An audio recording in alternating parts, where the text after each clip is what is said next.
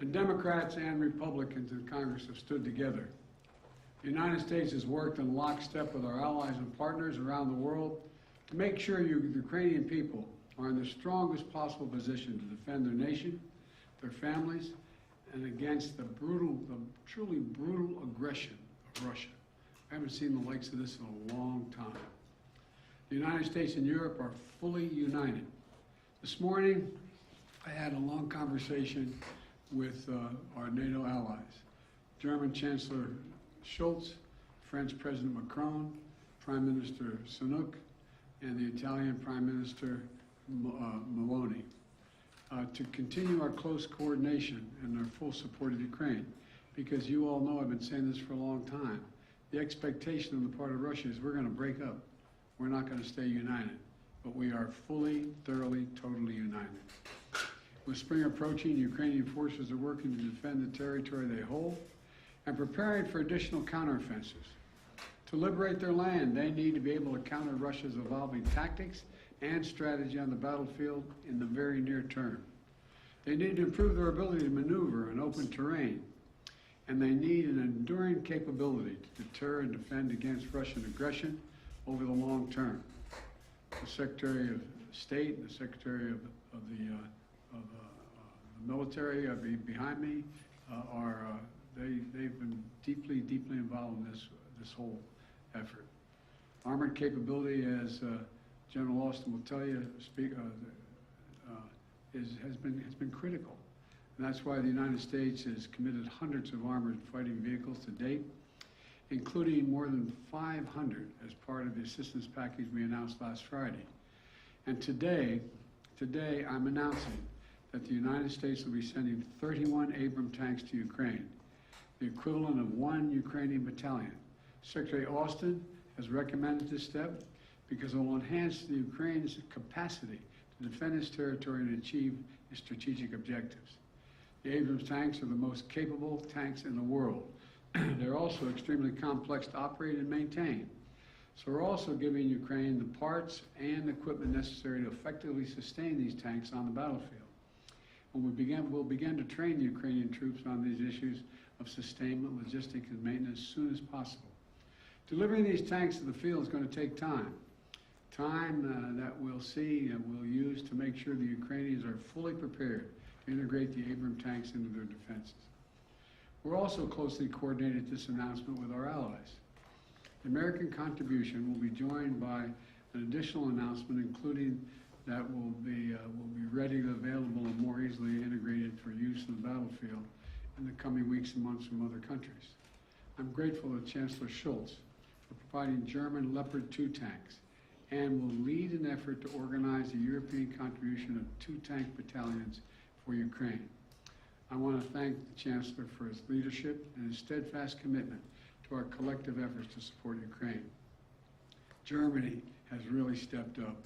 The Chancellor has been a strong voice for unity, a close friend, and for the level of effort we're going to continue. Supporting Ukraine's ability to fight off Russian aggression to defend its sovereignty and territorial integrity is a worldwide commitment. Not just it's a worldwide commitment. Last week, in Germany, Secretary Austin convened the Ukraine Defense Contact Group for the 8th time. This group is made up of some 50 nations, each making significant contributions of their own to Ukraine's integrity. Each fully committed to making Ukraine remain strong and independent and able to defend itself against Russian threats and violence. I want to thank every member of that coalition for continuing to step up. The UK, the United Kingdom, recently announced that it's donating Challenger 2 tanks to Ukraine. France is contributing AMX-10s, armored fighting vehicles. In addition to the Leopard tanks, Germany, like the United States, Germany is also sending a Patriot missile battery.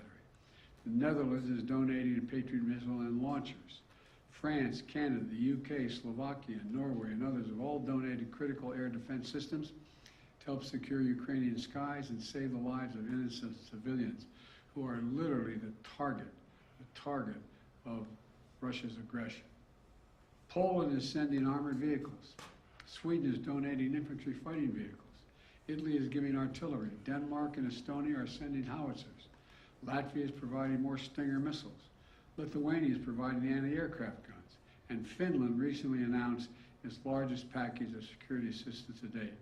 You may remember I was asked a while ago what I think was going to happen. And I said, I let Putin know. He thought that he's going to end up with the Finlandization of Europe. Well, he's got the NATOization of Finland. He's gotten something that he never intended. Together with our allies and partners, we've sent more than 3,000 armored vehicles, more than 8,000 artillery systems, more than 2 million rounds of artillery ammunition, and more than 50 advanced multi-launch rocket systems, anti-ship and air defense systems, all to help counter Ukraine's brutal aggression that's happening because of Russia.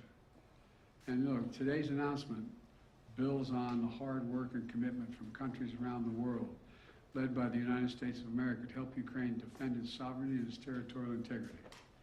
That's what this is about, helping Ukraine defend and protect Ukrainian land. It is not an offensive threat to Russia. There is no offensive threat to Russia. If Russian troops return to Russia, they'll be there where they belong. This war would be over today. That's what we all want, an end to this war in just and lasting terms. You know, our teams do not permit one nation. We're not going to allow one nation to steal a neighbor's territory by force. Our terms that preserve Ukraine's sovereignty and territorial integrity and honor the UN Charter. They're the terms we're working on. And you know, these are the terms we all signed up for and 143 nations voted for in the United Nations General Assembly last October. So, the United States, standing shoulder to shoulder with allies and partners, is going to continue to do all we can to support Ukraine. Putin expected Europe and the United States to weaken our resolve. He expected our support for Ukraine to crumble with time. He was wrong. He was wrong. And he was wrong from the beginning, and he continues to be wrong. We are united. America is united, and so is the world. And we approach the one-year mark, as we do, of the Russian full-scale invasion of Ukraine. We remain united and determined as ever in our conviction and our cause. These tanks are further evidence of our enduring, unflagging commitment to Ukraine and our confidence in the skill of the Ukrainian forces. As I told President Zelensky when he was here, and today's his birthday, by the way, in December, we're with you for as long as it takes, Mr. President. Ukrainians are fighting an age-old battle against aggression and domination. It's a battle Americans have fought proudly, time and again. And it's a battle we're going to make sure the Ukrainians are well equipped to fight as well. This is about freedom. Freedom for Ukraine. Freedom everywhere. It's about the kind of world we want to live in, the world we want to leave to our children. So may God protect the brave Ukrainian defenders of their country and keep the flame of liberty burning bravely as we can. Thank you. Mr. President, why are you taking this decision now? Did Germany force you to change your mind on sending tanks? Germany didn't force me to change your mind. We wanted to make sure we were all together. That's what we're going to do all along. And that's what we're doing right now. Thank you. Mr. President, any response to the Pence disclosures of classified documents? Sir, are the searches of your homes completed?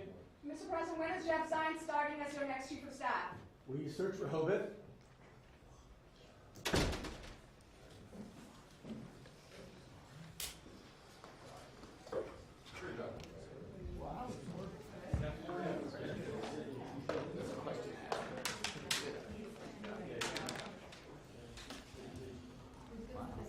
I got you, Evelyn.